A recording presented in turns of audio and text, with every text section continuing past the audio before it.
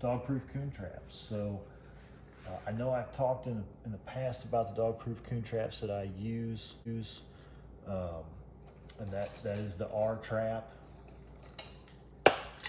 And you know, the only difference between the R trap, which is this one here, and a Z trap, for example, is really just this this extra bar here.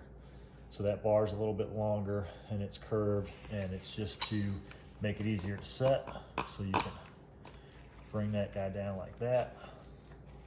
And this is a push-pull trigger system, which is a little different as well. So you set it like that, and then of course it's hard to see, but there is a circle trigger in there, and push or pull, it will fire the trap. So one thing I wanted to talk about was the way that I have these set up now, and I've gone back and forth on how I'm using them, setting them. You know, it's got the typical shove it in the ground, and then you've got your swivel here. It does have an inline chain swivel, which is nice when you get them, and then you're going to have a swivel on the end.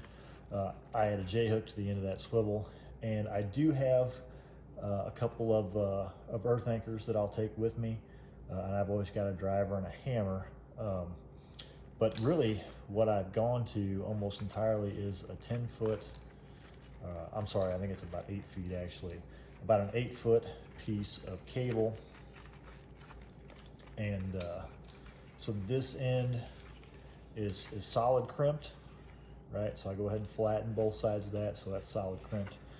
And then on the other end, I make it so that it is adjustable.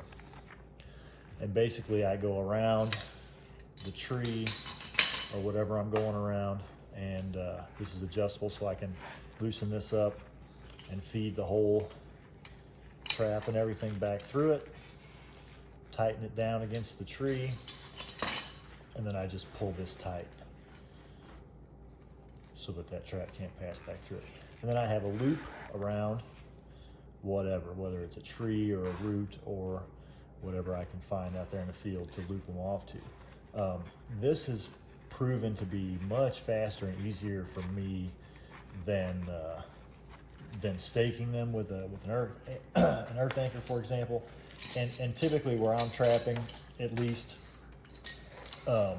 anywhere you're going to find raccoons, you know, a good raccoon trail along the edge of a creek or something like that, there's almost always something to tie off to, whether, like I said, whether it's a tree or a root. And then if I take this, you know, grab it by the trap end and just loop it back through, make some nice loops with it, and then go back through, and I think you guys all know how to do something like this, but that keeps it pretty nice, and you can just kind of grab it all up like that and toss it into a milk crate. The milk crate holds a dozen of these very nicely, and then you can pick them up, and usually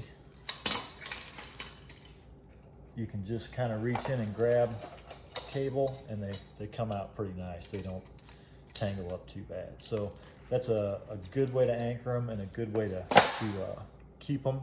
Now, if you are going to use a milk crate that has the holes like this in the bottom as well, I do take a piece of cardboard and cut it to the inside size and set that piece of cardboard all the way in the bottom, because the chain and different parts can fall through this, and if they fall through it, it kind of becomes a pain in the butt. So that's just a little tip. If you use a milk crate, you can cut, you know, a thin piece of wood maybe, or cardboard or something, and drop it down in there to keep these holes from being open on the bottom.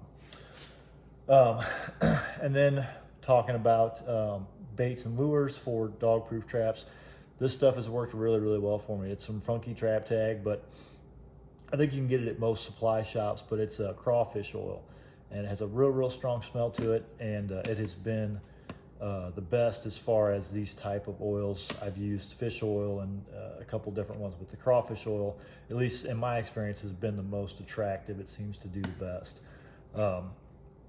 This Firefly Coon Lure by Jeff Dunlap is super strong smelling. I mean, it's just incredibly sweet smelling, and raccoons do seem to really like it. So this is nice to, and it glows as well. So, and you know, I haven't really noticed that as much. Of course, I'm checking them in the day and I'm setting them in the day, but you know, I will basically just take some of this stuff and rub it kind of right on the lip of the trap, and I'm sure that, you know, and they're out in the sunlight, so I'm sure that it's collecting some of that sunlight and glowing at night, and I'm sure that helps as well. But the smell is really strong on that. Lee Rusat has got some DP coon bait, and it's, you know, pretty standard stuff. It's looks like some fish food and some, I don't know, corn and who knows what all's in there, but it does have a real strong fish odor, and that stuff has worked well for me.